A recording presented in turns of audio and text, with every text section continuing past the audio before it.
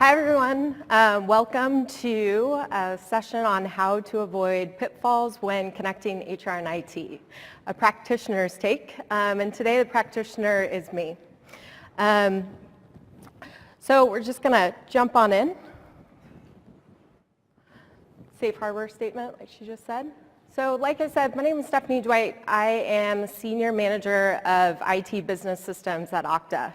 I've been at Okta about 4 years now. I started my career at Workday. I was a professional services consultant, traveling around North America, basically ripping out old HR systems and replacing them with Workday.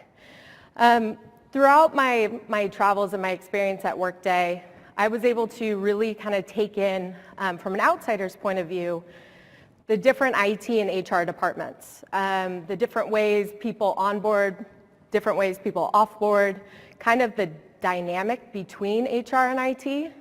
And some things that I learned actually helped kind of shape where I am today and my relationship with our HR department as an IT professional. So throughout my Workday implementation days, I was able to not only understand from a systems point of view how to set up our hire business processes, job change business processes, and termination business process, but I was also able to kind of understand the different nuances around manually creating accounts, manually provisioning accounts, and just the different pitfalls that IT had to deal with day in and day out. I think one thing that is big from the IT side is we work so much with HR. That is the record of truth. It's the first place that you see information about new hires is in the HR system. HR really is the foundation and the beginning of a new hire's journey at your company. So it is, as much as we kind of go through everything day in and day out, and the ticketing and just every single piece of thing that you need to do, setting up hardware, making sure people are getting their computers at the right location, making sure you're not deprovisioning applications at a certain time, you really have to work hand in hand with your HR team. So today I'm here to talk to you about, from my own personal journey, from Workday and then all the way to Okta in the last 10 years of my career, different sides of what I've seen that could actually help you today with your Okta implementation, maybe your Workday implementation or HR system just in general. And kind of some areas that I would focus on, as well as some potential tips that you can walk away with outside of just pulling away from the technology, just so you can work better, more hand in hand and more cohesive team with your HR team. So just to get started, I kind of want to do a little lighthearted video. This is kind of just to get us going, just so we understand kind of what we go through every single day in IT.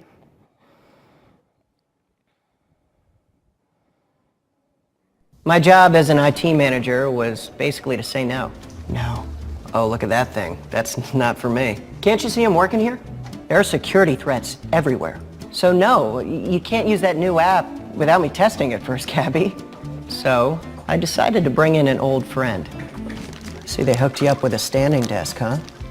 No! No! No! Ooh, you were cold on that one. Jim? No! I have 2 sisters. I could set you up with one if you want. Do you date? No! After a few building code violations and several calls from animal rights groups, I realized there had to be a better way. Then I found Okta, and it was like, wow. Now I have more time to do more important things. Peanut prices keep going up, so I'm glad I got rid of the parrot.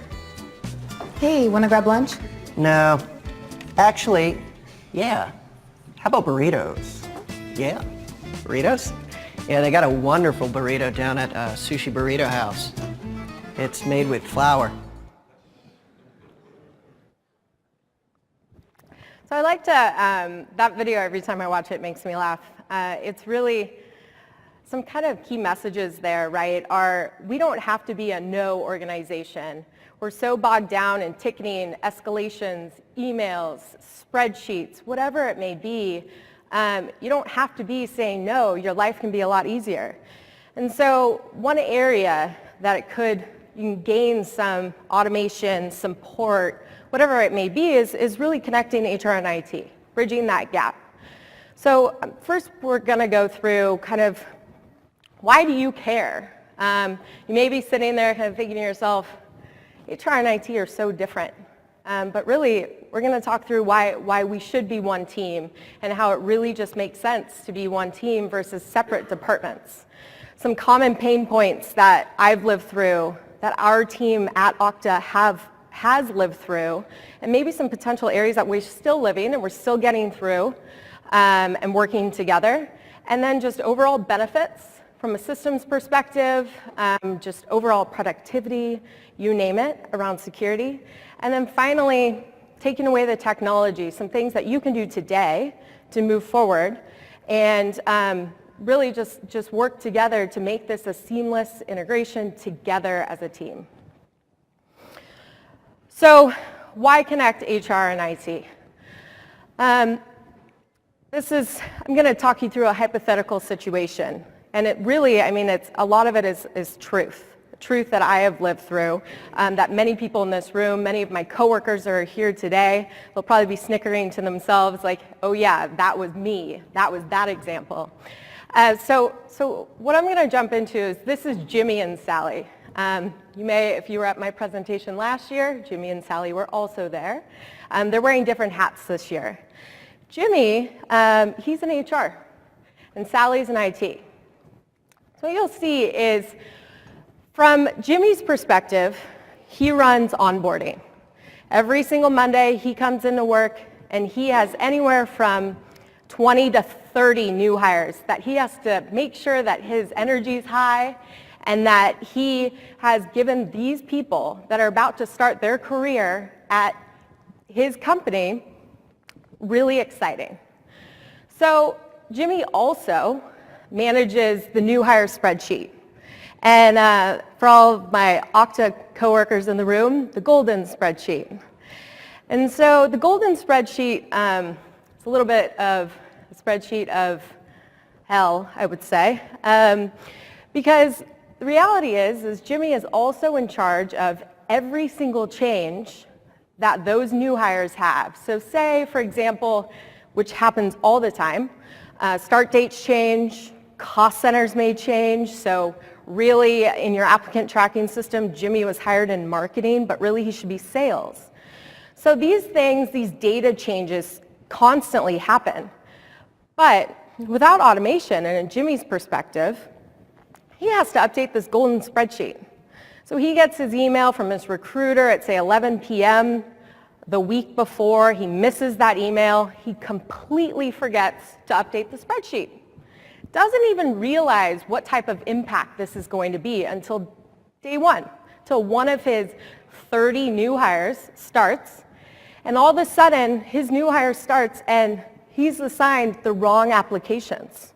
Because this person was supposed to be in marketing, but the spreadsheet said sales. So his coworker, Sally, who manages all of the application onboarding, had spent an entire day provisioning the wrong applications. But instead, Jimmy just doesn't understand the implications of the cost center change. Who cares? It's just an attribute. It's just a cost center. So Jimmy then sits there, spends tons of time neglecting the other 29 students or new hires, right, in the room. And he's pinging madly on Slack. He's sending escalation emails, blowing everyone up, pointing fingers, blaming everyone. But little does he know, it's really just a disconnect of process and understanding. It's a spreadsheet, right?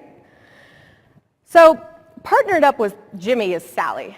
Sally spends a couple hours during the onboarding day with Jimmy, but they're really just two people in the room. They're not one team, different departments. They have different jobs. So Sally walks in. Jimmy's all upset, frazzled, because he's now behind. He's now been pinging everyone because the new hire had the wrong applications. She doesn't understand what the heck's going on. She doesn't know why in the world Jimmy would be so upset when the spreadsheet said that that person was in sales. So of course, little does she know that she set up all the wrong accounts because of the spreadsheet, right? But really, who's accountable? Sally was on the email. Jimmy was on the email. So they're pointing fingers to each other, right? So this is where I say, this is the difference in my perspective, where bridging the gap and why you care about connecting HR and IT really matters. So in this example, you can see these three main areas, right? We've got bad employee experience with the new hire. We've got incorrect data on this magical golden spreadsheet. And we've got communication issues. We've got escalations. We've got slacks, emails that are being sent at 11 p.m. and so forth. So the number one thing I want to talk about with you today is just the overall challenge of the compromised employee experience. And so I would say going out, part of my role at Okta, the part that I really find enjoyable is actually going out to some of you and sitting in these sales meetings and customer meetings and talking through your processes and understanding as an IT professional, as well as being on the other side of HR and understanding where you have these issues and where you have these challenges. And one thing that I'm always solving for is how to make the overall employee experience more seamless, easier, so they can actually start at the company and actually do their job that they were hired to do. So as you see in my example with Jimmy and Sally, that new hire that was hired in sales and should have been marketing is already starting to have a poor experience with their job, right?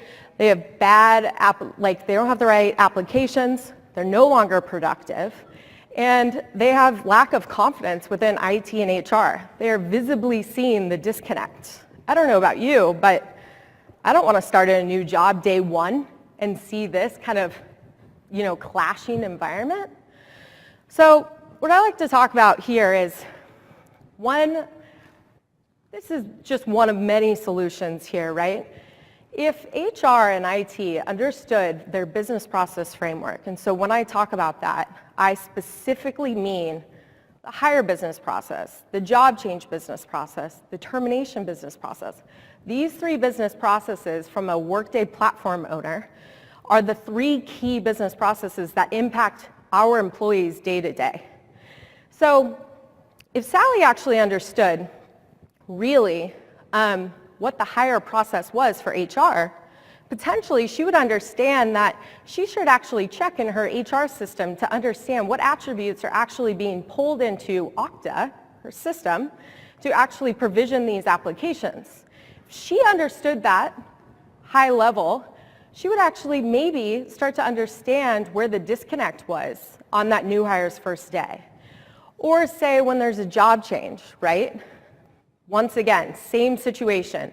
Say I moved from HR, which I did, moved from HR to IT. I have brand new applications, but IT doesn't necessarily understand that. You are just the people, the group of people that are catching all this information, expected to do something with it.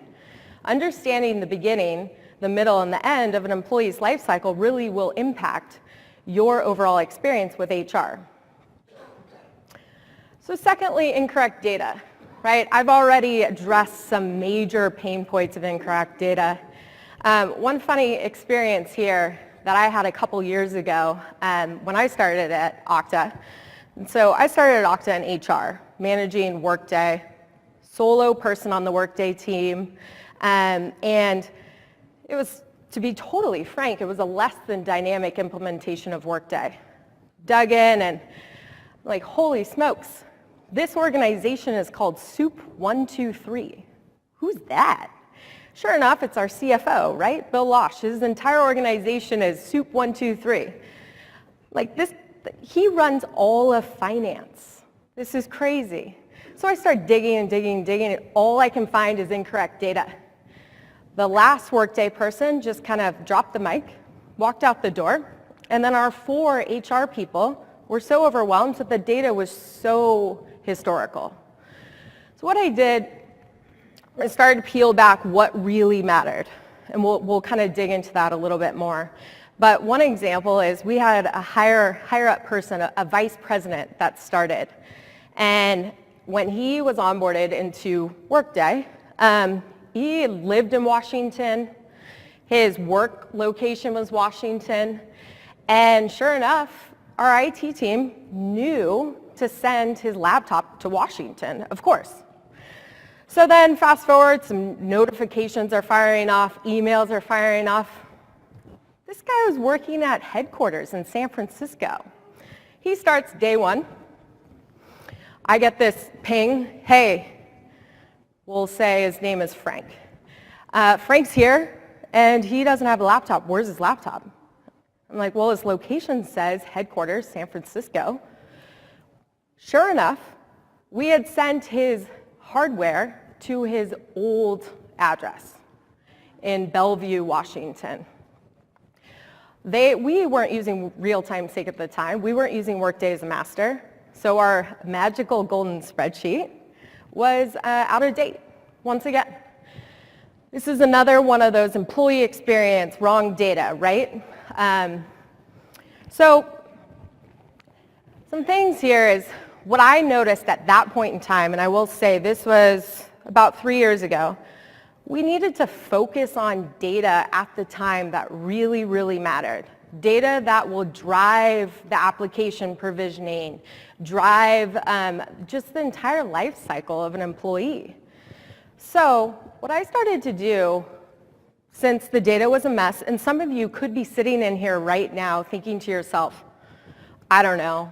I don't really know what our HR team has been going on. Sometimes it's accurate, sometimes you can count on it, sometimes you don't. And to be totally transparent, we're still having data conversations. I like to constantly go out there in the organization and be like, stop talking about my data. It's perfect. It's not always perfect. People make mistakes. But I will say I started to educate our IT team on, hey, this data will drive this. And went to my HR business partners and said, this data has to be 100% accurate because it drives this. Painting the picture, painting the whole message on, hey, if you do put the cost center in wrong, get ready because your employee isn't going to be very happy on day one because they'll have the wrong applications, and this is why. So at Okta, we base the number one thing that I focused on was departments, cost centers, right? And so we base our account provisioning, our account group rules, and for those of you that are already versed in Workday as a master and Okta and all that, you know what account group rules are. Basically, how you bucket people within Okta based off of rules. So how we have it set up is if you're in sales, if you're in IT, if you're in engineering, you go into certain buckets and you get certain applications, right? And so by doing that, and by showing something that you probably all are thinking to yourself right now, of course, this is how it works. Duh, because you're in IT. But if you're in HR, you don't necessarily know that your incorrect data that you put in, you don't know that it drives all the account provisioning for your SCIM-enabled applications. You don't know that. And so showing kind of a higher level picture of just something this simple will be like aha, I'm going to care that much more about the data that goes into our system together. Lastly, communication barriers. Funny story here. It was my second week at Okta, and I was excited, it's new, pretty small company at the time. And I was added to this alias, and it was offboarding alias. Like, cool, all right. What does that mean, right? So then I get this calendar invite, Office 365, Outlook, cool. Says something like Tim Smith, termination, -involuntary. Like, all right. On my calendar. So not thinking much about it, not understanding really much of the internal processes because remember, I just came from Workday, so I was professional services. I hadn't worked in an internal HR department. Fast forward, I am sharing my screen with a guy in business operations. We're sitting there, it's a Friday morning. Reminder, Tim Smith, involuntary termination. Flashes across my screen. He's like, what? What's happening to Tim? Oh, so that was an aha moment for me, right? Walk right out of there, awkward as heck. And I'm like, walk right up to our director of HR and I said, hey, can I talk to you for a second? I had something kind of weird happen. And so she's like, wow. Sure enough, fast forward, right? That was the first thing I changed. We are getting rid of these notifications, these calendar invites. It's crazy. And like many of you in this room, you're constantly worried about your snow tickets, your Zendesk tickets, whatever it is. You've got your entire IT team has tickets, and you're just trying to scramble as much as possible. I mean, there's only so many. Of course, there's always going to be tickets. We are a support organization. We are constantly supporting the customer, our number one customer, which is the employee. But if you can leverage things like Workday, your HR system, to actually minimize some of those tickets, it'll go so far. The escalations around not understanding where the process is, just the overall division of departments. So the communication barriers here is really, if you get your HR team on board with your business processes, understanding where the data goes, you're going to eliminate quite a few of these communication barriers.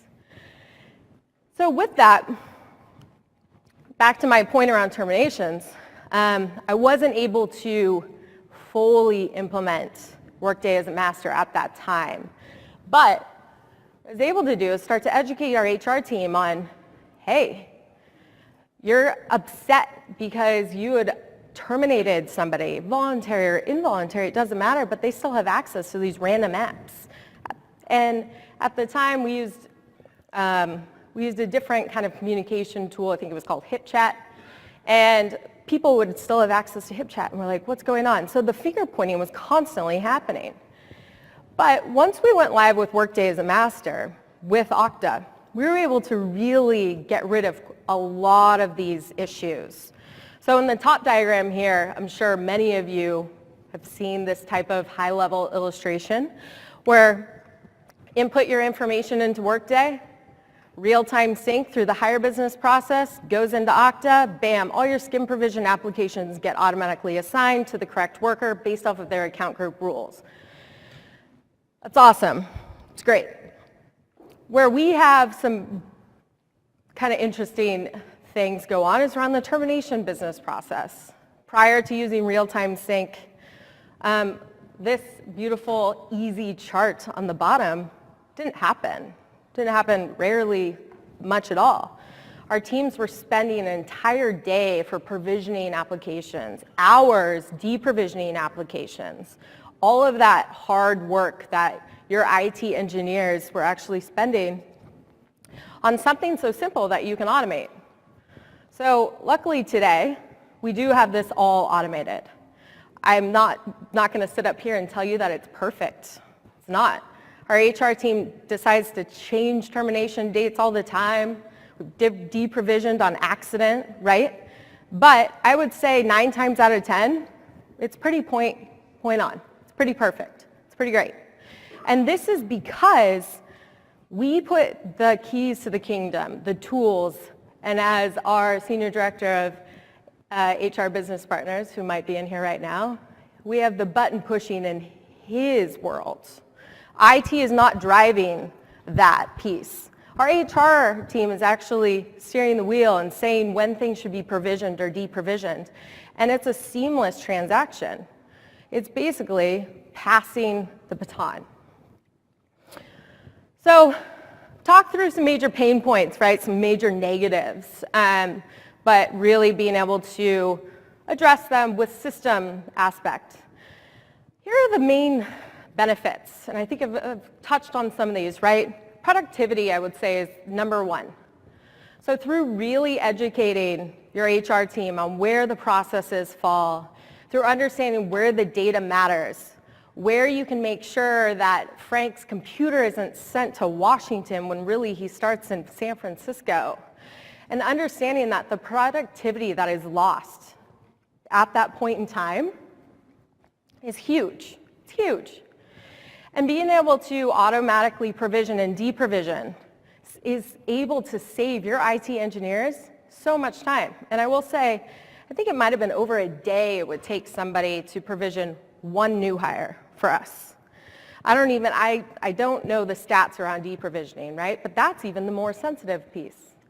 And now we're able to cut off majority of that application access provisioning just by automating that through real-time sync. Second, security.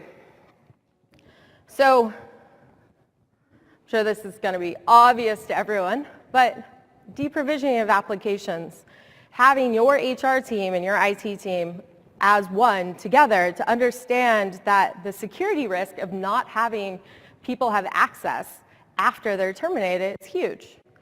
So having your HR team on board with IT around just the security access in general, it doesn't matter if it's voluntary, maybe somebody's going to a competitor, but having that seamless connection between HR and IT is a big win, especially for a company that is a publicly traded company, which goes right into our audit and compliance.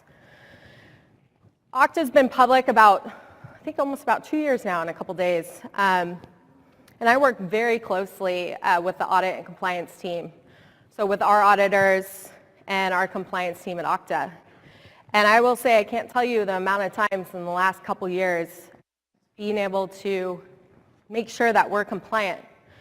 I am able to go into Workday, and from the moment our HR business partner has pressed terminate, I can see the audit log in Workday, the real-time sync integration fire off and go into Okta, go into the audit log in Okta, and see the deprovisioning of which applications at what time.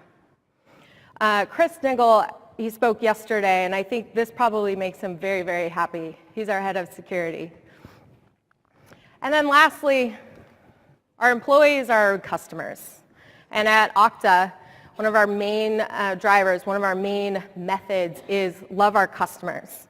And so I like to bring that into our IT team and our HR team. It's really just happy employees. Happy employees, love our employees, treat them like our number one customer.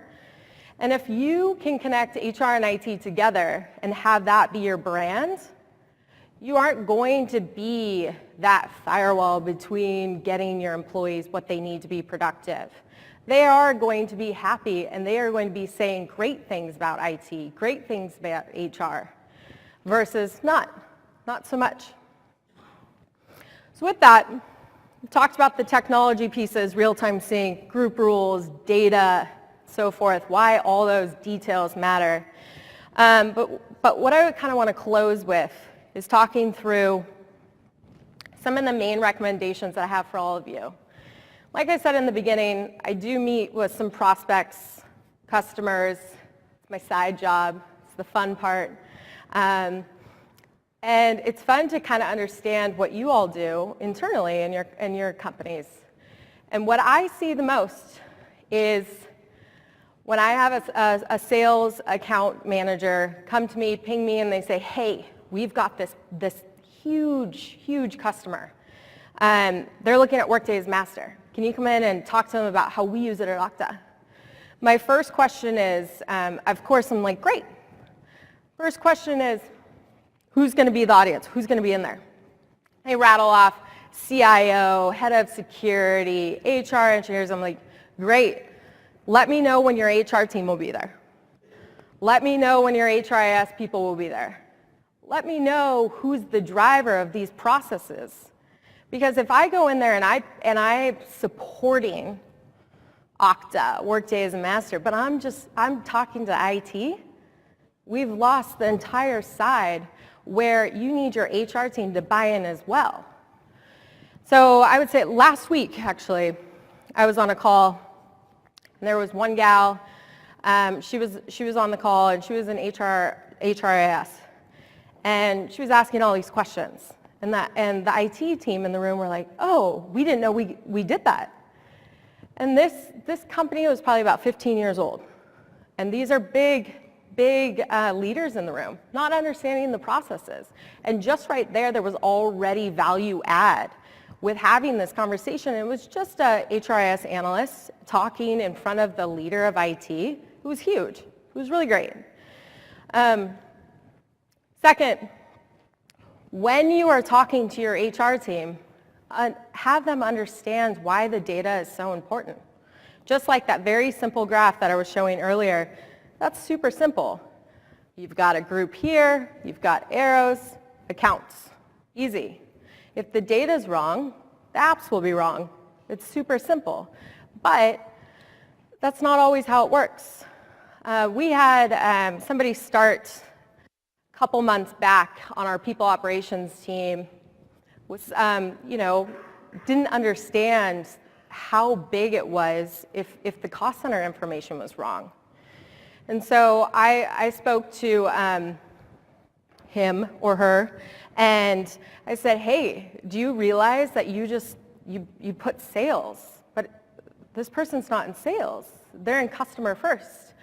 And it was like not understanding that those things, like it was definitely one of those really easy mistakes you can make, but not understanding what that's driving was a big deal. The person will never make the mistake again because they actually understood the downstream impact. And then third, I feel like I'm beating a dead horse a bit here, but not everyone in IT understands the overall applicant to hire to job change to termination business processes. That is HR-driven process. So if you can get your IT team to understand where they fall in this big picture and what impact they are making together, I mean, that's a huge win. And also, your IT engineers that are like, rolling up their sleeves and doing the big time work, they're actually going to understand what value add they're giving and where the process is. It's not going to be such a transactional situation where they're like, oh, just another account I'm manually provisioning. They'll actually know that they're a huge part in that process to make sure that your employees are happy, your customer, and make sure your entire workforce is productive. Second to last is, this is an interesting question that I've been getting quite often. Timing of your identity versus your HR projects. I didn't know from an IT perspective that this was more front of mind, that you were all kind of juggling when should our HR team actually spend the resources and time to actually implement Workday or Unipro or SuccessFactors, and when should we actually start to implement Okta or Workday as master or HR as master. It doesn't necessarily matter your HR system. And I'll tell you this, it doesn't necessarily matter. There's pros and cons to both approach. But what I will say, circling back to number one, is you will know organically what makes sense when you bring your HR team involved. Your HR team will be like, this is awesome. Let's speed up the Workday implementation today. Let's start to clean up our business processes today. Let's start to run our audit to make sure our data is pretty perfect today, because it won't be a change that you're throwing at them and saying, hey, tough luck, we're doing this cool thing that's Okta, jump on board. It'll be something that you have made them feel that they are actually part of this implementation as well.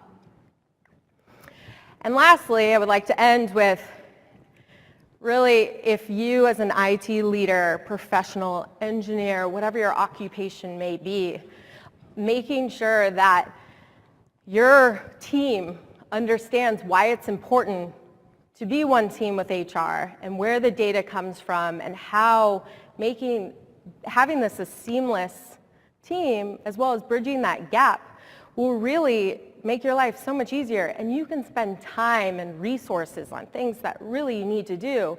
Instead of having the boat just kind of hang out in one spot, you're actually moving the ship forward. And I will say these are all the things that at Okta we definitely work on day in and day out. We're still, like I said, working on data. As we grow, as we have to become more automated and scale, these things are really the foundation of what I make sure that my team and our IT organization really push forward. And I'm lucky enough that I work so closely with our HR team. And I'm able to work closely with our IT team as the application owner of Workday, but also part of IT. And so it's super fun to be able to have a large impact in that way. And be able to work with both sides and really bridge that gap together. So with that, I hope that you are able to take away, one of these 5 things today, tomorrow, when you go back to your company tomorrow and say, hey, let's talk about HR, something that you maybe have never thought about. That's just one step in the right direction. Get your HR team on board, and it will make your lives a lot easier. So with that, I'm going to open the floor open to some questions that I'm happy to answer.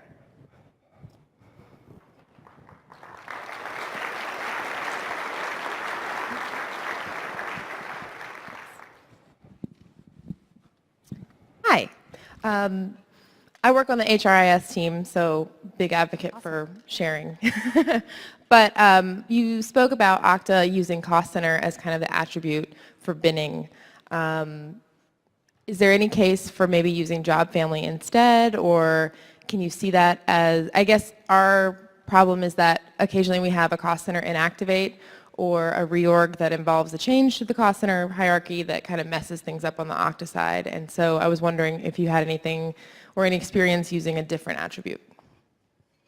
Yes. I like to use Cost Center as kind of a bigger, broader term because it's easy. Everyone knows Cost Center department. But in many cases, you can use location. It's a big win.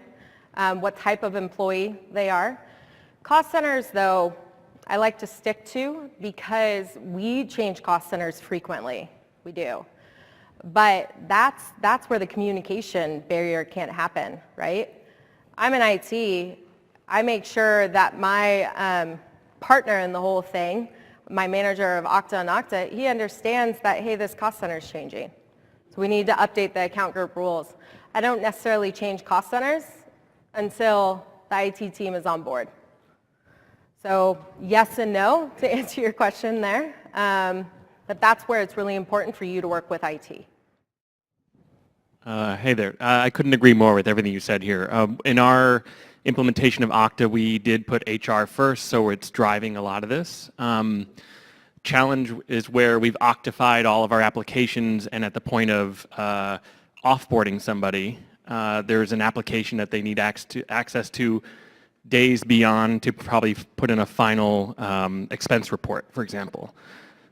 Have you at Okta or other customers run into this where the automation process is kicked in and because they're deprovisioned in HR, they lose all access to those apps and then it becomes a kind of a manual afterthought to go and get them access? Yeah, so our HR team does an awesome job with this. I mean, they make sure that the employee has the time to actually do so. But I will say we don't deactivate on termination, we suspend. And kind of a broader answer there is, the reasoning is because a lot of those accounts still need to be accessible to be able to transfer files, transfer information to the manager, a peer that's going to take over jobs and so forth. So access-wise, no. We don't allow our employees after they've left to access anything. But we also do not deactivate until, I don't remember exactly the duration anymore, but it's about 30 days or 60 days, something like that. But we suspend just to make sure that we have everything tied up. Hi. I'm curious, so you transitioned from HR to IT, owning Workday along the way. I'm curious what advice you'd have to IT leaders as far as who should own a big system like this, and what are some of the dimensions that you'd think about making a decision like that? Yeah, no, that's a great question. So when I worked at Workday, right, I saw both sides. We saw IT team that owned all of Workday or HR. There's pros and cons to both. I personally love the IT aspect. HR was awesome too, but you are truly focused on the IT piece, the business systems side. And you can truly, I mean, your HR team is your customer. So that's how we work, right? So my business systems analysts, they own that customer relationship. We have certain business systems analysts that manage certain modules, and they work directly with those teams on the HR team. So it's nice to have that divide, because things don't just get lost and reprioritized based off the HR team. It actually makes HR actually prioritize what they want specifically, because you're not on the same team. So it's more dotted line, if that kind of makes sense. I see the benefit on both sides, but more so in business systems. Yeah.